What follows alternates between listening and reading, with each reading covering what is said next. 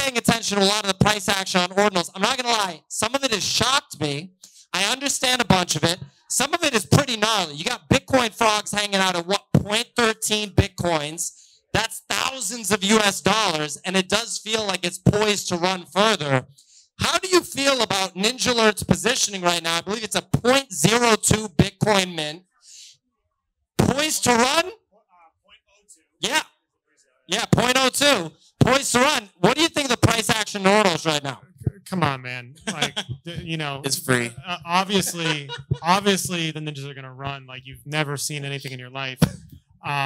But you know, I don't like to talk about the price action on my own NFT. I think that's something you can't do. Talk to me about Bitcoin frogs at 0.13 Bitcoin. That feels like a lot of money to me, and that's not me being disrespectful. I'm just pointing it out. I mean, dude, I bought 4 Bitcoin frogs at $50. You know, this was the NFT NYC this year in April. And I was like, you know what? Let me just, like, these are cool. Like, let me just pick some of these up. I was giving them to friends. You know what I mean? I gave Isabel here. I gave her a frog. Just like, hey, you need an ordinal PFP. Obvious choice here. Shout out to Isabel. Yeah, this is getting money. This is a quality project. It's affordable. And, you know, I think it was really the time in the market that they had. They had very early. They had a big supply. They were cheap, and they had this long time in the market. And so they had a very good accumulation period where the key thing that you got to do right for every NFT project is your distribution strategy. Yeah. You know what I'm saying? And so there's a couple different ways you can do that. Like with Ninjas, we have a ton of work that I'm doing. I'm like vetting every single Twitter profile on our allow list. And, you know, we had a period of time where I get all these airdrops of free Bitcoin stamps to people, giving people points. And so we had a very long thing just to vet people to get the allow list, right? And so, you know, that's one way to do it, you know, to try and, you know, get out of the gate really strong with trying to select the people who love the ninjas, and they're going to collect it, right? That's our goal. Just if we can get our supply is 1,500, if we can just distribute to 1,500 people who love it and they want to collect it, we're good. That's going up and to the right. For Bitcoin frogs, you know, they launched early, and then it was like, hey, if you want to participate in ordinals, this is a very affordable project. There's a large supply. You can buy a bunch of them. And then they got that distribution worked out by just time in the market and accumulation. And now that we had the run up in May where they ripped, you know what I'm saying? Because people are coming in, they have a strong community already. And then in this cycle, same thing. They just doubled down on being perfectly positioned for this next run. They caught both those runs. Every time it just gets stronger. And so I think that's why a project that, you know, you just look at it and you're like, oh, this is funny. I like it. It's a very meme-based thing. But, you know, it kind of catches a lot of people by surprise. But it's really the history of it and the time in the market. I mean, I personally don't think Bored Apes are the best art. I personally don't think, you know, people are going to be mad at me here. I don't think to throw that in there. I don't been thinking about that all week. I don't think CryptoPunks are the best art. You know Nobody asked you what you thought of the Bored Ape Yacht Club art, Trevor. What are you talking about? CryptoPunks next. But they nailed the distribution. They got the right people in the community who wanted it, who valued it, and who diamond handed it, and then onboarded their friends. And that was the key, I think. Well, a few key details there. You brought up the mechanic of you having 1,500 unique owners. You know, it seems like it's trending that way for ninjas. One other NFT that was similar to that was Invisible Friends. Once upon a time, very hyped up drop. Saw it come out and minted for 0.2 Ethereum at the time. I want to say that was $300 to $400. Immediately shot to $20,000. This was at the literal top of the NFT market. But that is an interesting detail that you have that 100% unique ownership. It seems like Taproot Wizards will have a similar rollout. It seems like it's kind of a baked-in ordinals mechanic as it stands right now. I want to talk to Billy about being an artist and putting out art on ordinals in just a second. I thought they cut my mic off. They're like, yo, literally get this guy out of here. But anyway, you mentioned that the ordinals market moves a lot slower than the traditional NFT markets. But is that poised to change? Because I see interest only growing, and it's growing in an organic way as the general crypto market and the general NFT market pick up, as user interface improvements come through. Companies like Xverse, you know, Leather Wallet, other organizations building on Bitcoin. Are we poised to see those mechanics change and see maybe faster activity on ordinals? I think we'll see higher volumes. I think we'll see more activity. But I think over time, things are actually going to get slower. The reason being because it's very expensive to make inscriptions. And so there's a finite amount of block space. As Bitcoin ramps up and we see, BRC20s, for example, dominating the mempool and fees getting really, really high. It was like 350 sats per VByte today, this morning, compared to before Ordinals, it was 1 sat per VByte. So Bitcoiners are shitcoining on Bitcoin. Is that correct? Is that one way to put it? 100%, man. The best kind of shitcoins are on Bitcoin. Just saying. That's kind of what's happening, right? And the bankless guys are not happy about it. Oh, Max Cope. Yeah. So in summary, I think it's gonna slow down because there's just not enough supply of PFPs and art on Bitcoin, and that supply is only gonna decrease at the rate it's being onboarded as fees go up. You know what I'm saying? So I think that's actually one of the best things about it is that you look on Ethereum, you have so many 10K PFP projects. You have somewhere around 200K, blue chip, quote unquote, PFP projects, which are good projects. On Bitcoin Ordinals, the number is much smaller. It's like 20,000. So we have 1/10 of the number of blue chip projects. I would say community-wise, we're probably a third. If you look at the volume on CryptoSlam, for example, we even surpassed Ethereum at one point in volume. Well, Trevor, I think having Ordi listed on Binance is a huge unlock for liquidity because it doesn't actually need to trade on layer 1. And that just kind of shows you what can happen with layer 2s that maybe settle on layer 1 in the future and stuff like that. Obviously, Ethereum's already doing it, Arbitrum, Polygon, stuff like that. But I think that's how it hit the 1 billion market cap, which activated a lot of Bitcoin maximalists coming to kind of attack Ordinals. Once you see that headline, shitcoin on Bitcoin hits $1 billion, they're mad that other people are making money and they have to, start acting a little crazy. Little opinion piece there from Billy. I have a question for you, Bio, actually.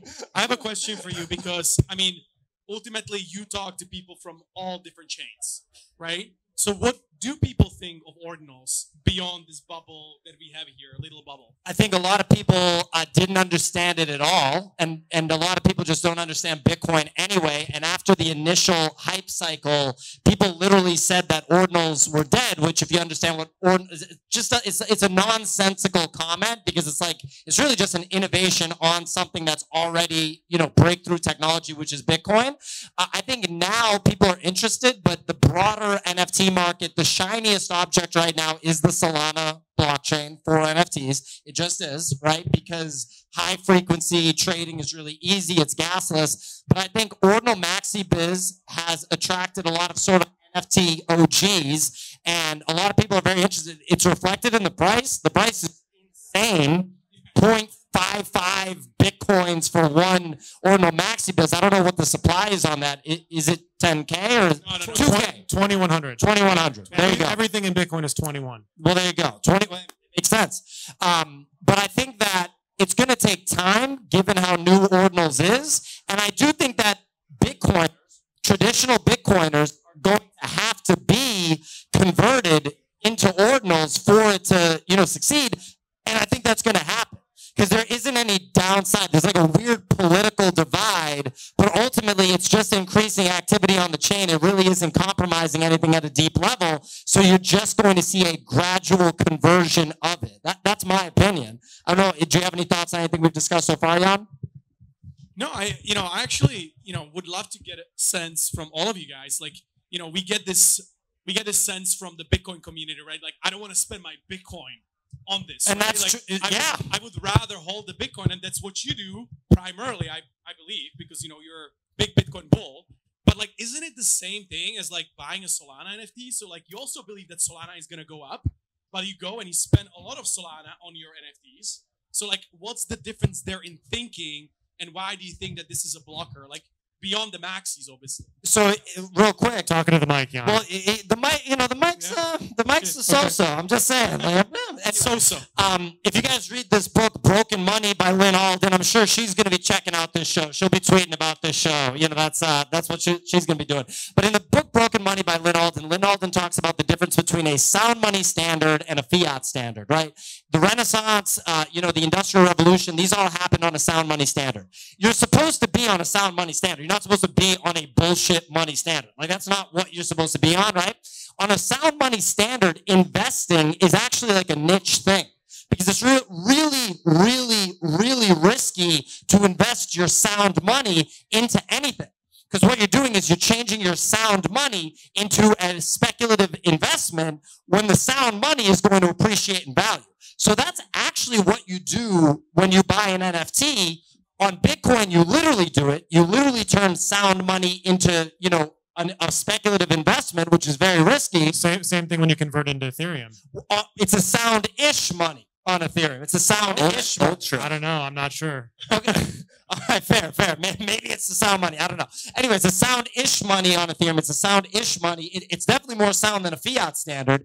And so you have to think, is the performance of this speculative asset going to outperform the appreciation of my underlying sound money that I'm spending on it? And so I just bought a bunch of Pudgy Penguins on Ethereum, right? I'm making the bet that the Pudgy Penguin ecosystem is going to outperform Ethereum over the next 15 months. It's a bold bet to make, but I'm making that bet. I'm not deep enough in the ordinal NFT ecosystem to plow a bunch of Bitcoin into ordinals right now, besides Treppers, of course. And so I'm not ready to make that bet at with the same conviction of that one example that I just gave. But you are making that bet. If you buy any NFT, you're saying, my bet is that this is going to outperform the underlying token, which in a crazy, Mr. Market is manic depressive environment, when the market's just frothy and cooking, they do outperform. Look at Bored Apes, look at CryptoPunks, look at all these other examples. But Ram Ahluwalia, he's the CEO of Lumina Wealth. He's an asset manager.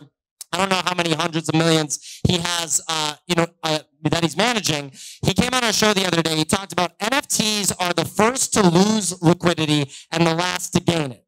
And I think that was such a great insight. That's absolutely true. NFTs get disrespected by the market immediately, and rightfully so. It's a speculative piece of art, right? You don't need that like you need Bitcoin or you need the underlying tokens. So you have to be aware of those environments. But when NFTs do get liquidity, they cook. They cook hard. And that's when people get mad that they missed out on allow listings. People are going to be mad at you because they can't get ninjas. Yeah. They already are. 100%. 100%. No, that's cool. I mean, let's talk about the Solana thing a little bit, because Sure. we talked about it a little bit before the show started.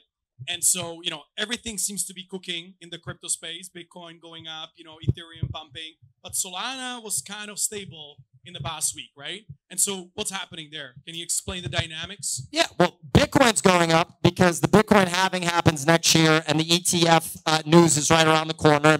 Bitcoin's obviously leading the entire crypto space. Solana was mispriced for about a year because it was treated as Sam Bankman-Fried and FTX's shitcoin that was not a real thing, that was bullshit.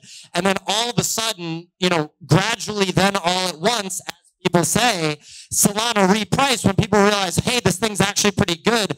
And the separation from Sam Bankman-Fried and FTX is a good thing, and so it was reflected in the price, right? So you saw a bottom of $8.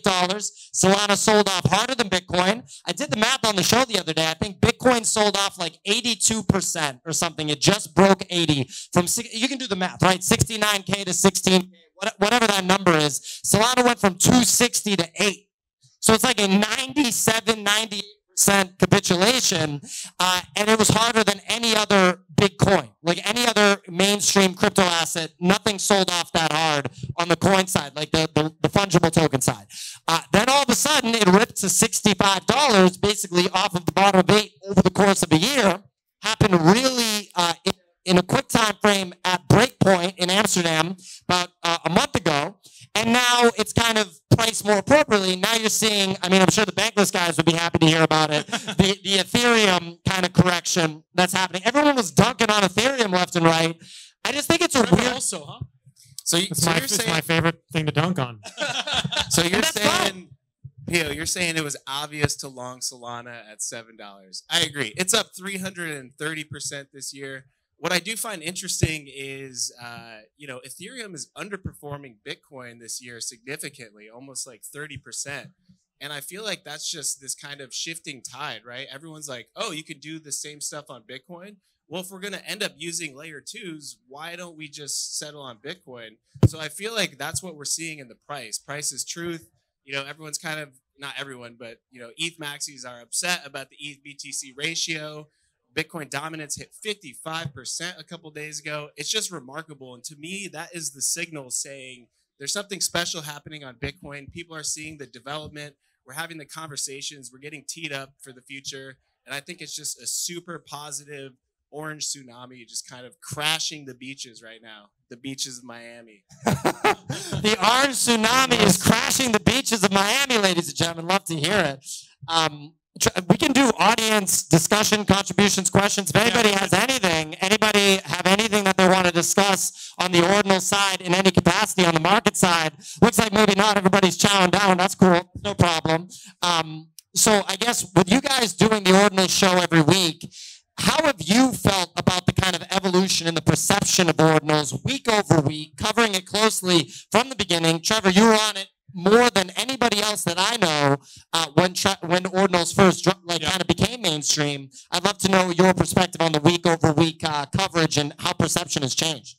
Yeah, I would say I'm not the best person to ask on that because I'm not really like a momentum trader. You know what I'm saying? I'm more of like a value investor, so to speak. So the thing I'm always focused on, this is why in the ordinal show, we do talk a little bit about trading and projects, but it's primarily about the tech side because I'm really focused on what are the fundamentals and how much more juice is there left to squeeze out of this protocol in terms of functionality to unlock, for example.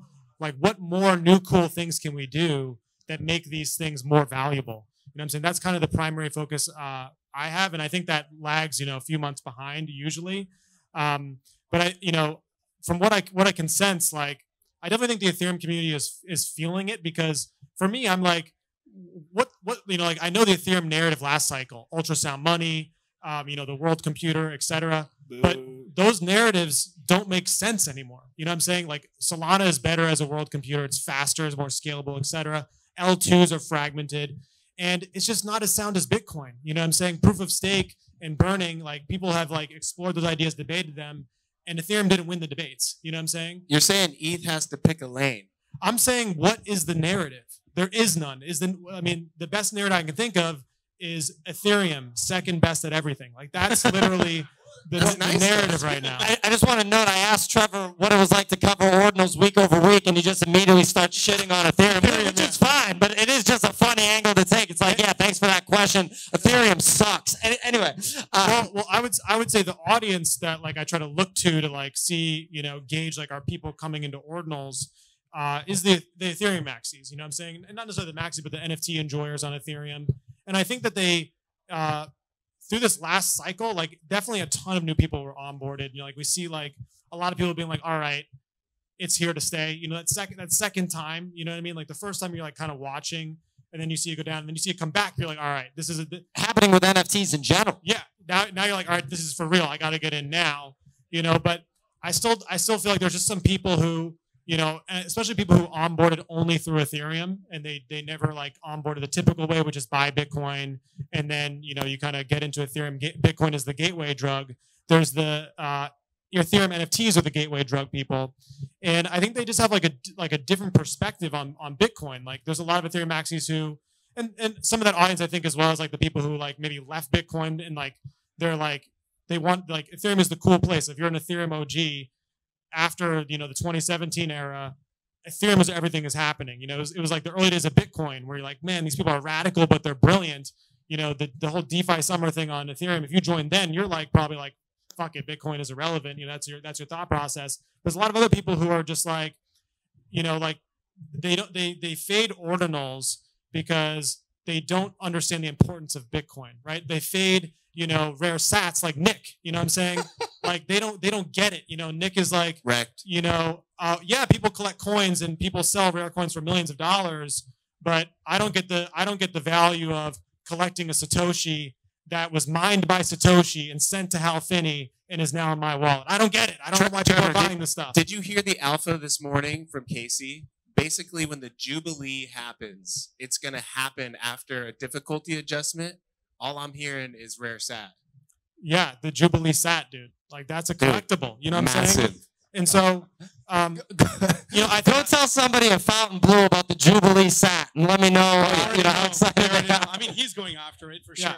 And so I would say I just don't think people recognize the importance of Bitcoin relative to Ethereum. Maybe they view it on like a level playing field. Maybe they view Ethereum as more important than Bitcoin, which obviously I don't agree with. I mean, it's the OG chain. The market cap is twice as big. It's dominating more and more.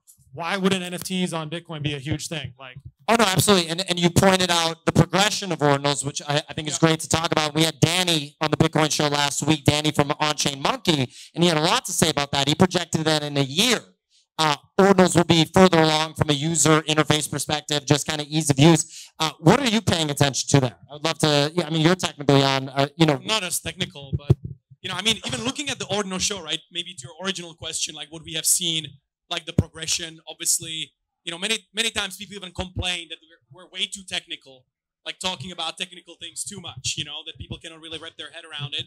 But I feel like we definitely see that there's a lot more people that actually want to build cool shit coming in. And also what I would say, something that maybe not many people are paying attention to is Asia, right? We have always kind of known with the Bitcoin. Asia's going to wake up. Yeah, like, I mean, they are kind of woken up already. And it has been like in phases, right? Like in the first waves, we saw like they're going after the Bitcoin frogs and obviously, Ordi and BRC20s. Like, I mean, BRC20s wouldn't be here if it wasn't for China, if it wasn't for Asia. Like, let's be real. Like, they were the ones that were trading it. That's why you see Binance on it.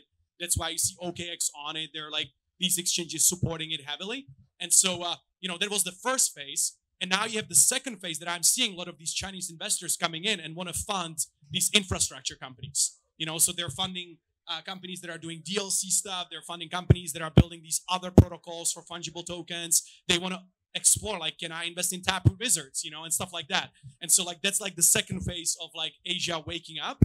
And I think that's going to be pretty interesting, kind of getting into the halving next year. Because Asia is like, they're ultimate degens and they love this stuff. And they're going to come up with these narratives why these like JPEGs and tokens actually make sense, Setting up for a juicy 2024. Billy, I'd like to get 100%. some perspective on the art side of ordinals. I feel like it's an ideal protocol, an ideal chain to be minting like one-of-one artwork and things like that, right? Yeah. What's your perspective on the market for art on ordinals? I truly believe that, like, if it's worth creating, it's worth storing forever on Bitcoin. I feel like, it's, as an artist, it's cool to have a choice, right? Like, if you can go to Solana if you want, but I really feel like the highest quality, most valuable art should be on Bitcoin and will be on Bitcoin. I firmly believe that. But art's a funny thing. We're here at Art Basel, Art Basel Week. Ordinals is just infiltrating everywhere. It's awesome. But art is subjective, so it's a really interesting topic. But also, we've seen on with NFTs on Ethereum, the highest performing projects through the bear market was art. Autoglyphs, Skulls of Lucci. I mean, it's just been insane, and we haven't actually seen those kind of valuations trickle into ordinals quite yet. Ordi was the first token to hit $1 billion out of Turbo, Pepe, and all that jazz, but that interests me a lot less than some of these digital artifacts that collectors are going to be gunning for, because once they realize this is going to be technology that outlives us, that we pass to our children. A Bitcoin shroom that was inscribed within the first 100 inscriptions. Fuck yeah! I mean, if that thing goes for less than $1 million, what's it at? What's your prediction? it was at 48K last night. Okay, So- that's free. That's like you know what's happening, right? We just two saw their- OMBs. So they're doing the auction. Is it live now? It's live right now. I mean, it The was first Sotheby's ordinals Ordinals, auction, yeah. yeah. And it's Bitcoin Shrooms, the OG project, one of the OG projects. it had like 48 bids last night. It was around like 38, Yeah. 48K. But It art seems is- underpriced art to is me, for sure. Art is a funny thing, right? Like a Chromie Squiggle at $50. It's like, yeah, my kid could make that. Cool. Chromie Squiggle at $20,000. This is fucking fine art. Put this in a museum. So I mean, that's the same with everything else, no? Does Sotheby's take Bitcoin or is it only USD on their auction site? I saw USD. good question. And by the way, I love Eric Snowfro. He's an incredible person, and everything he touches is magic. Well, there you go. I know everybody wants to take pictures with Trevor, so we can cut this short so everyone can get their pictures in. Yeah. And people were lining up before. His so. hair's looking mighty good today. Anyway, ladies and gentlemen, follow Trevor on Twitter @Tio. Follow follow Jan. Jan, what's your Twitter handle? Non-fungible__ Jan. Jan. There you go. Follow Billy. What's the handle? Billy Rusty, fully doxxed, ready to party. Careful, everyone. Anyway, and make sure you tune into the Ordinal Show, hosted by Trevor. It's twice a week, right? Twice a week. Twice a week. And Bitcoin Show. And the Bitcoin show. Absolutely, of And course. the Bitcoin Show. Trust Machines sponsors the Bitcoin Show. Shout out to Trust Machines partnering on this event. Yeah, thanks for listening, everyone. Thank you. Thanks.